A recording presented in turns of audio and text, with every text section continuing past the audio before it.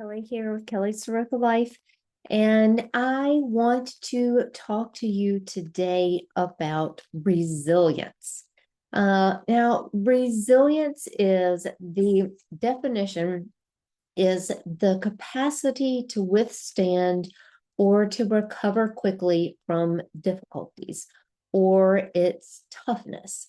And I think when I was younger and in school, I learned resilience more as something that had to do with things, like something was resilient, like um, something that you would, something that you would put on your tires on your car to make them resilient, to make them able to withstand something, or to something that would kind of bounce back. And so when resilience started becoming more of something that was describing people, it I don't know, it always just seemed a little bit funny to me. And I was having this kind of hard time of bringing that resilience into something that people showed, and that was just in the way that I learned the word. And so, but it made me really curious when that word started coming up in relation to people. And I think that it came up when I started learning and doing mindfulness, and started doing a mindfulness practice. And that that that that place of being, that characteristic of being resilient, came through in that practice, because mindfulness helps you, and we're going to talk about that a little bit more in a minute. But mindfulness and anything that helps you to become present, helps you to become and able to handle things when things change. Now, I have never been a person that enjoys change or is good with change. I want things I want to be organized, and I want to have things in an order, and I want to know what is going to happen. And unexpected anything that's unexpected, anything that comes up that I have not thought of, or I feel like I'm not prepared for, really just makes me feel really uncomfortable. So growing up and having that kind of that knowledge about myself, that I really want things to have a plan. I want to things to have a and I want to have a list. I want to have a list that I can check off and see that I've done these things. And it helps me stay organized. It helps me stay on top of the things that I need to do. And all of these things really helped me during my life. When I went to public school, it was good because I could make lists. I knew how to study. I knew how to get ready for tests. And when I went to college, the same thing. I knew how to be organized, so that and this was a long time ago when I went to college, and everything was done by hand. We didn't go on the computer and do the whole process from beginning to end on computer and by email. So this was when you had to choose, the colleges that you wanted to go to. You found the the applications, you wrote the applications out by hand, you mailed them in, and you waited for the mail to come back.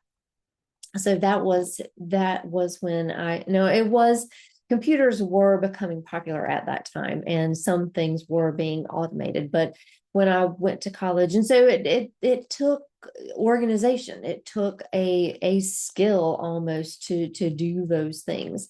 And I was good at it.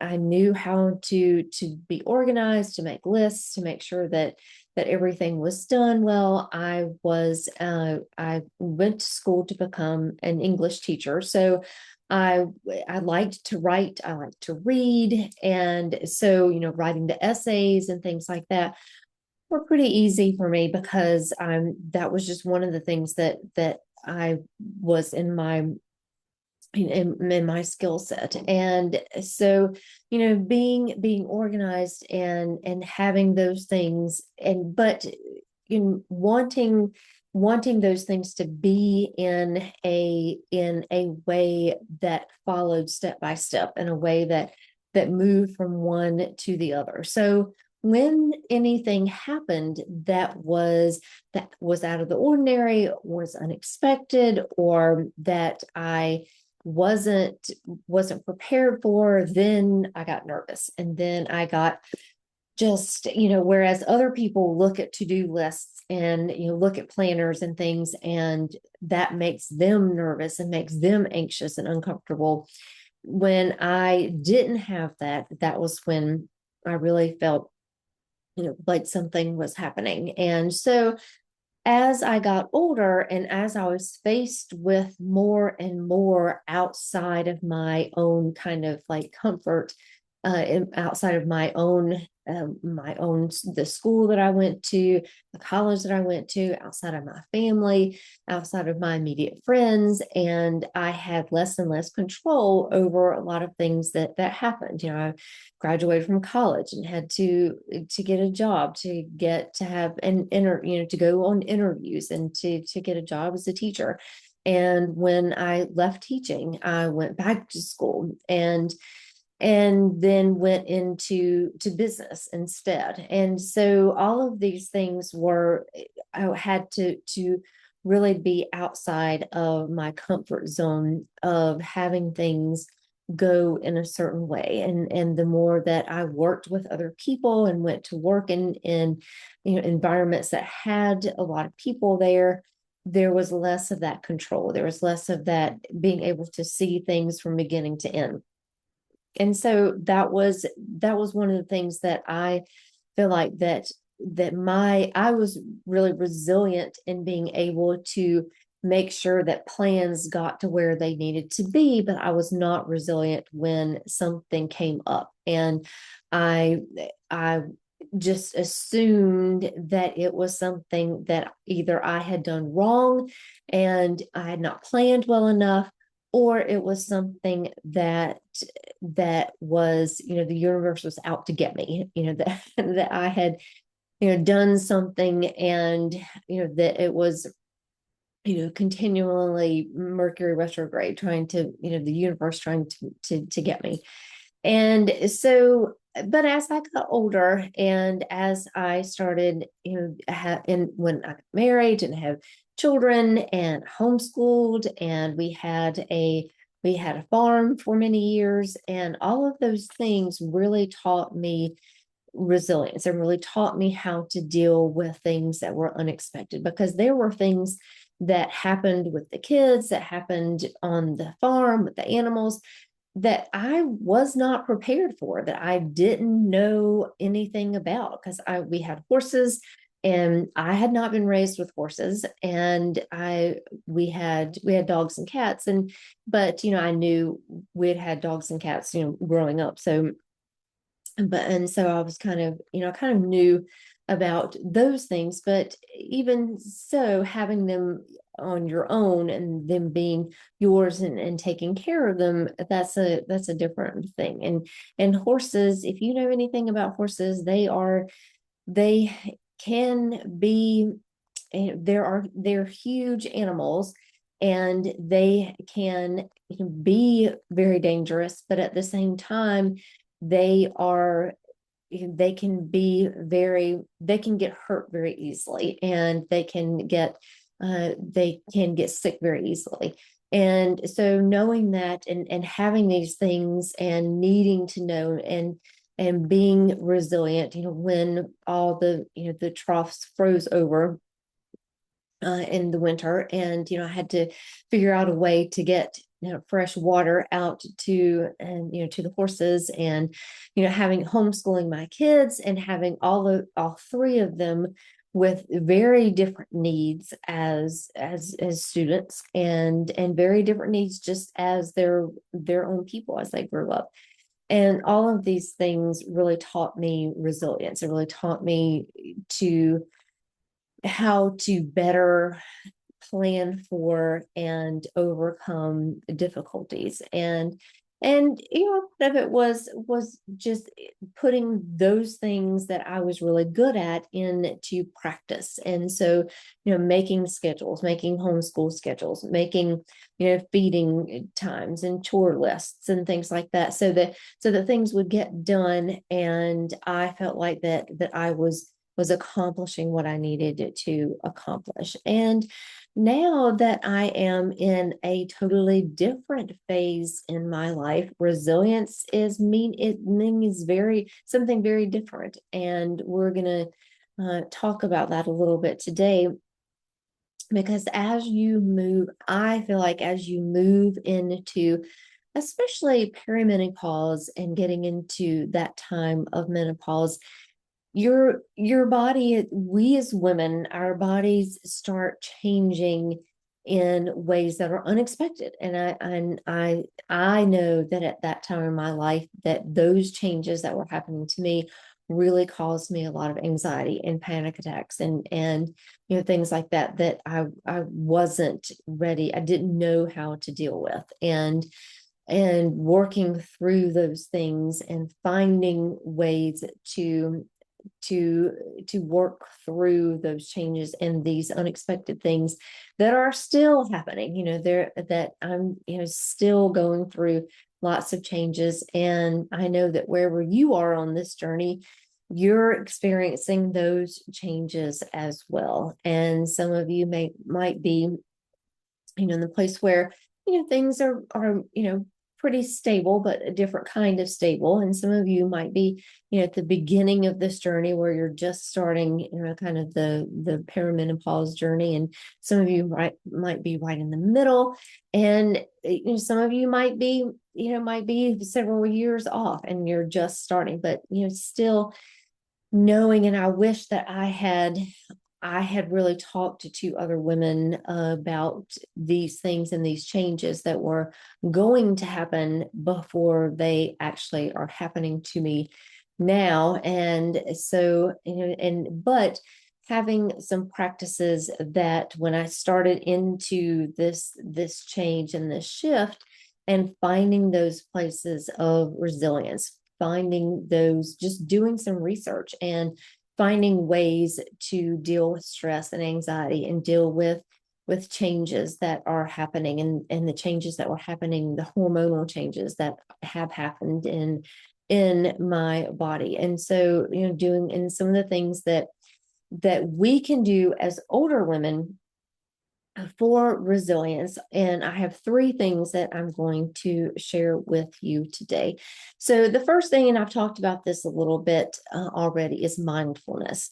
And this was one of the first kind of practices that I learned when I was really, really suffering from anxiety and panic attacks. And it was just a way. I felt so ungrounded, and I felt so like all these things were happening, and my mind was just racing, and just thoughts were just bombarding me all the time. And I would be somewhere in a place where I had gone for years, and all of a sudden, just going to this one place like the grocery store, I would have a panic attack. And so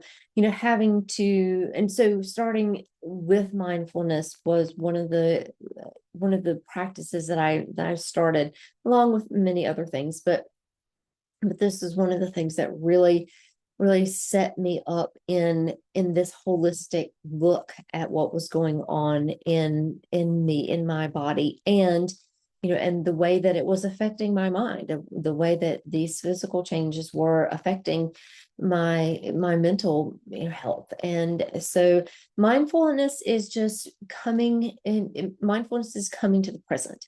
is coming into a place of being able to put the past behind you, being able to stop worrying about the future.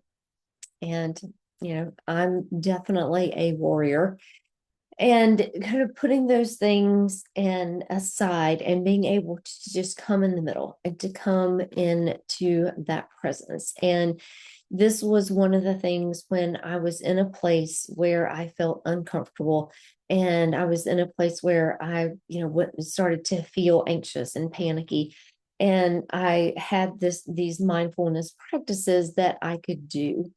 And one of the things that I would do is just kind of wherever I was, even if I was in public, I would just go to the bathroom and, sit, in a stall sometimes, and just go in the bathroom, sit in a stall, and I would just sit, close my eyes, or just kind of, drop my gaze and take 3 deep breaths, but I would hold it at the top and the bottom. So I'd breathe in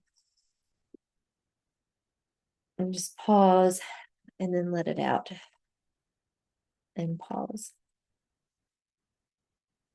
And I would do that 3 times, and that would just kind of bring me back. And because a lot of times I would notice that my breathing would be so shallow, and I would just be, breathing just very shallowly, and that would, not definitely not help the thoughts that were going on in the panic, in the panic attacks. So I would just do that so that I would breathe. I would get this oxygen into my lungs and into my body. I'd be able to focus my mind. And then I would just kind of imagine that, this anxiety that I was feeling, it wasn't going to go away, but I could let it go. I could let it go from my body and let it kind of dissipate around me. So it was like I would have this kind of clouds inside me that were so dense, and it were causing this anxiety. And so I would just imagine those, with those next breaths, just letting that go, just letting it go, and it would just dissipate around me. And then I would imagine with the next 3 breaths, so 9 breaths in total, and I would bring in clouds, but they would be light, fluffy clouds, and I would bring them in, and it wouldn't necessarily get rid of all the anxiety, because if you've dealt with anxiety, you know that it never really goes away. And so it was not that I was trying to tamp it down, or just say no, no, no, you can't, no anxiety. But I would be able to say, I know this situation is causing me anxiety, so I'm going to let it go, and I'm going to let the universe help me with this. And then I would bring it in, and let the universe bring that in. And so you can, if you don't visualize well, you can just kind of say this out loud, and say it in your mind.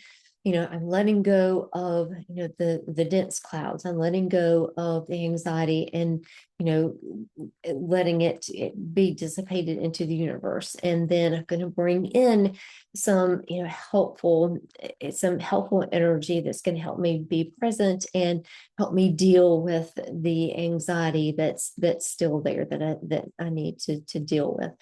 So it was something that really helped me in the very beginning, really helped me to start this journey of working through this anxiety and these panic attacks.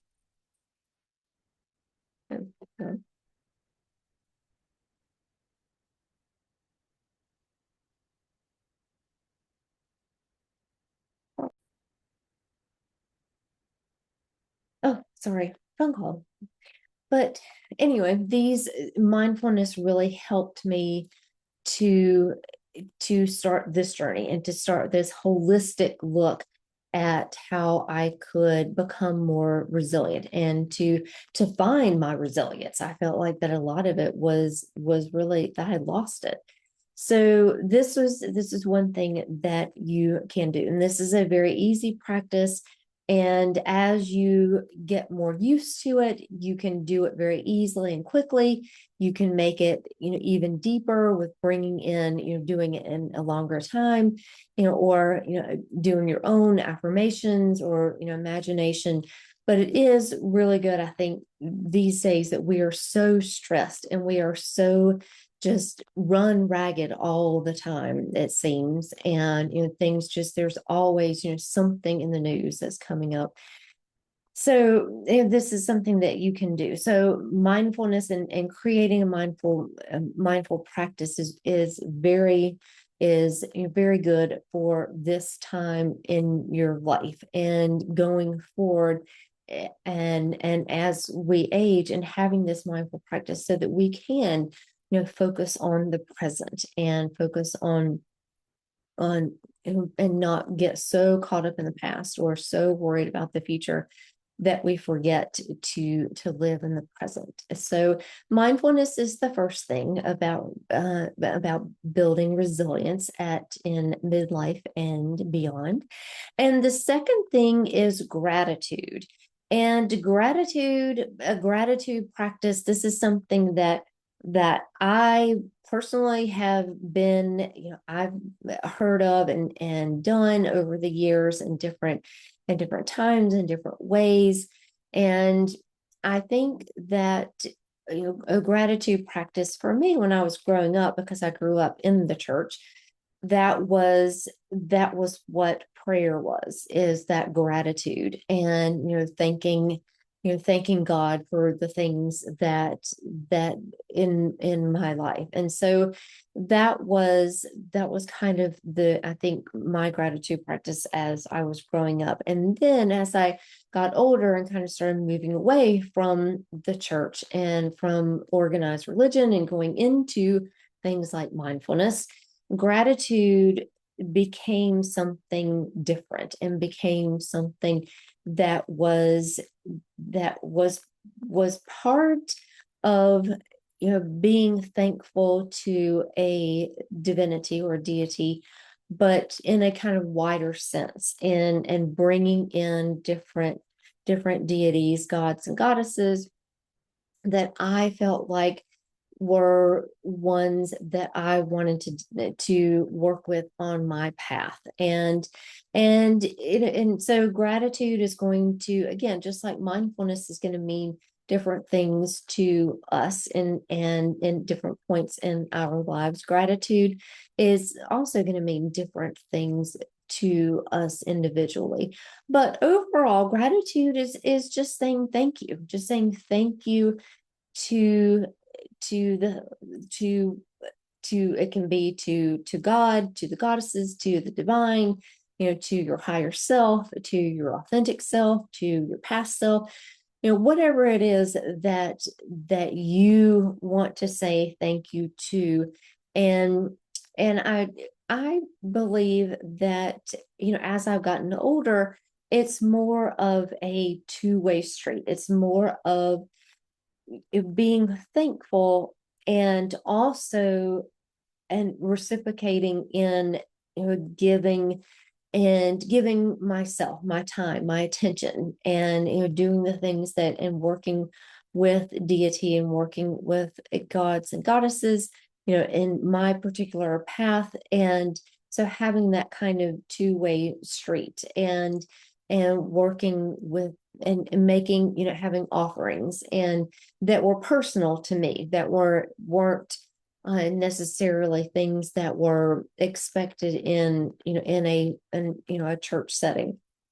And so, gratitude can be that. And, if faith is, your faith is really part of your life, and it's part of the way that you see gratitude, then build on that. And if you want to see gratitude in a different way, and you want to expand your gratitude practice, you can do that as well. Because gratitude, again, it's being thankful. It's acknowledging the good things that are in your life. And sometimes it's acknowledging something maybe that was not so good, but that has taught you a lesson, or brought you to where you want to be. Because I know that we all have times and situations and people in our lives that at the time we don't, it's hard to be gracious or to be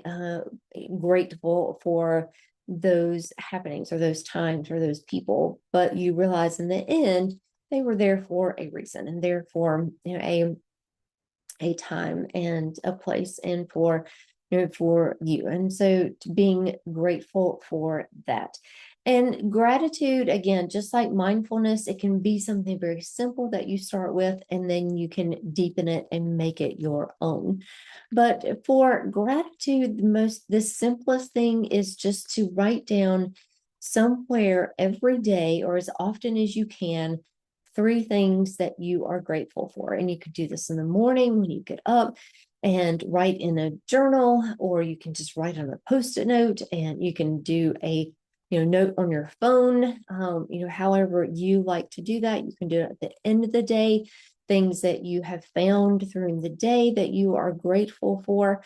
And so once you kind of get in the habit of doing it, it becomes kind of second nature. And there are so many studies and so many people out there that have said how great a gratitude practice is, that brings you joy. It can bring you happiness. It can bring you success. It can bring you, to where you want to be in life, in big ways and in small ways. So that is the second part of building resilience, because as you acknowledge the things that you're grateful for, then you can, if you see something that you feel like, when something comes along that is unexpected, you have these things that that you can rely on, because they're things that have brought you joy. They're things that you are grateful for. So your gratitude is wonderful for that part, and helping you recover more quickly, because you do have this practice of gratitude to fall back on and to use as a resource. And then the last thing that we're going to talk about is movement.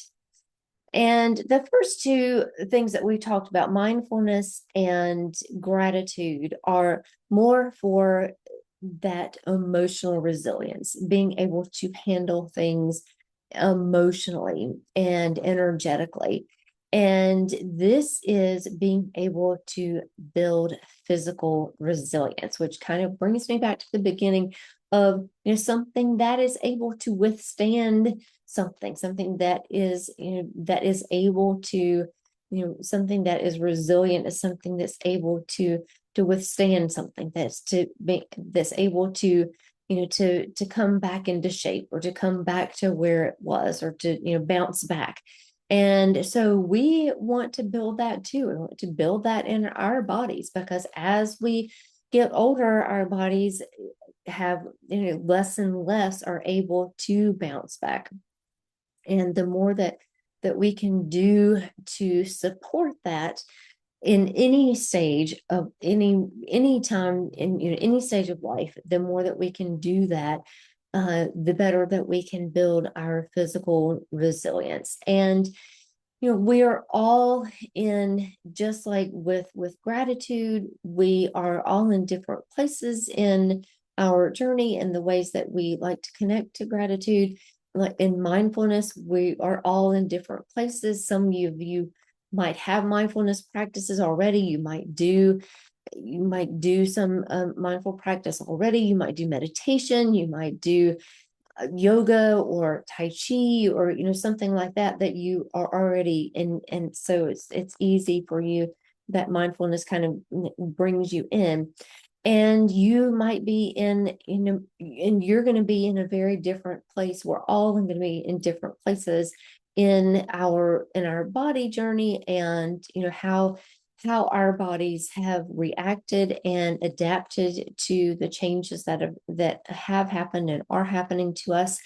And so you want to, again, bring that into your movement practice, your movement habit. The way that you move should be something that you enjoy, something that brings you joy. Now, you might need to do things just because physically you might need to do other things that you don't necessarily enjoy. And I think we all have to do that at some points. But for you to have a joyful movement, something that you want to do, that becomes a habit, that becomes part of you, start with something that you enjoy and something that makes you feel good while you're doing it. I used to run a lot, and I, I I loved it. I loved running. I loved being out. I always ran outside. I never liked to go, into a gym and run on the treadmill or something like that. I would always run outside, and I was prepared for it because even if it was hot, I would go really early in the morning. If it were cold, I'd make sure that I was bundled up. But I loved it. I loved to run. I just loved to be outside, loved to run. And then there was a point where I woke up one day and I didn't love it anymore. And well, it probably wasn't that just one day. I think it was just kept kind of pushing myself to do more and to to run races and things like that. And so there was a point, kind of coming up to that where I think I felt like, I've done it. I've done, I did this because I loved it, but I also was doing it because it was a good exercise. And I knew that it was going to be something that, that was good for me in the long run. But one day I didn't enjoy it anymore. And even now I've tried to, start back running at some various times, thinking, oh, well, I used to love this so much. Maybe I need to start running again. But it's not for me anymore. And so I have replaced it with a lot of walking. So I do a lot of walking, both on the treadmill in the gym and outside, as much as I can. And I do more, weight training. And so because I feel like that's important for my body, and I choose the machines and the exercises that I feel like that I enjoy and that are good for me. And do I enjoy it, all the time, the weight training? No, but I know that it's good for me, and I mix it up, and I do new things because I like to have that newness. I like to have something new to look forward to, and to have something that I like to do. And so with the movement, I'll change up the things that I'm doing. When I stopped running, I did yoga for a long time, and I did some cardio, just cardio classes for a while. And so it's been and right now I like to walk a lot, and I like to do weight training. And one day that will probably change and be something different, but I will listen to my body and I'll make those changes and do something that is good for me, and that also I enjoy. And that is one of the things that is important, is to listen to your body, listen to and there's so many ways that you can incorporate movement into your daily life that fits your lifestyle and fit the way that your body is and the way that the things that you need. And so just be open-minded, try some things, see what works, see what doesn't work. And you might find, ask other people that what are things that they do that you might enjoy. And if there are things, if you've had there are things that you know that you should do or have been advised to do by a medical professional, a doctor, or anything that you that that you know that you need to do, even though you don't necessarily enjoy it, but it's something, maybe recovering from surgery, or from an accident, or from whatever it is. If those things, if you have good medical advice, then make sure that you do those things. And because most doctors and most health professionals uh, want to help you, and want to make things better for you, but also at the same time advocate for yourself. If something doesn't seem to be working, or you have questions, ask and advocate for yourself. I think that, especially as an older woman, I think that is very important with health professionals, to advocate for yourself, and to ask questions, and not be afraid to ask something that seems trivial, because if it's bothering you, then it's something that should be taken care of. So movement, it's a great thing, and it can be incorporated in your life in so many different ways. And it does. It's like kind of that third thing, that third piece of bringing resilience as we get older, and as we change, and our bodies change, and our situations change. So those are things that you can do, easy ways that you can, and you don't have to do all three of these things. You can pick one that you feel like that you need or want to work on the most right now, and pick that one, and go for it, and see, and add some more things as you get used to one of these practices. And just think, we are women moving into a time, and we can be resilient, and we can face these changes, and we can be our best selves, and we can support each other and being our best selves in this time in our life. And so I'm here. Let me know how these things work for you. And if you need any kind of support or cheering on, or anything, I'm here, and I will definitely be here in this space.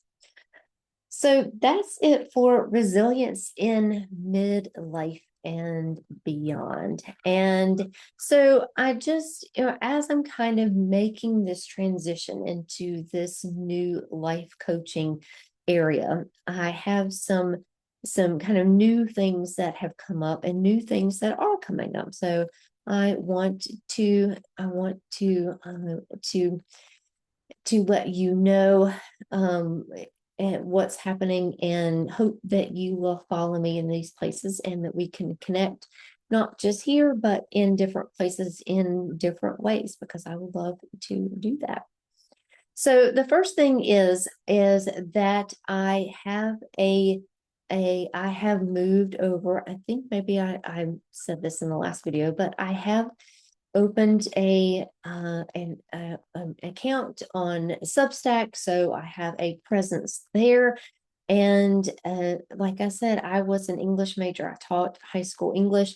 I really liked to write, and I still like to write. And Substack is a place where I can write longer pieces, and publish longer pieces there. And so you can find me over there in Substack, and kind of talking about all of these things, and working through a lot of these things, these changes that we're going through, in these topics like resilience, and other things that we can do. And so I will leave the link to where I am on Substack, and you can and follow me there. And I do have a new website that you can go to and find out more. It's still in development, so there'll be more later on, but you can find out more about the coaching that I am moving into. And if you want to find out more specifically and have a chat, you can do that in, it's a discovery call. We talk about things that are going on and see if life coaching is something for you. So though that link will be down there as well. And then there seemed like there was a third thing, and now of course it's just escaped me. But anyway, those two things will be down there, and you can find me on my new website and the and on Substack. And I hope that we can connect here or there, or and if you want to chat with me, we can do that as well. All right, that is it for today. Thank you so much for being here, and I will talk to you again. Oh, third thing. Yes, on Fridays, I have been doing a live, and that was where I was doing a reading for the week, a community reading. And going forward, starting this Friday, I'll be doing more of a kind of mini coaching session where we'll talk about, since we've talked about resilience, we'll do a little mini coaching session where we'll talk about a little bit more about resilience, and I'll give you an actual tool that you can use and to build resilience. So I'll have more about that here on YouTube, and also on Substack, Instagram, and Facebook. So look for that, and I will see you again very soon. Bye.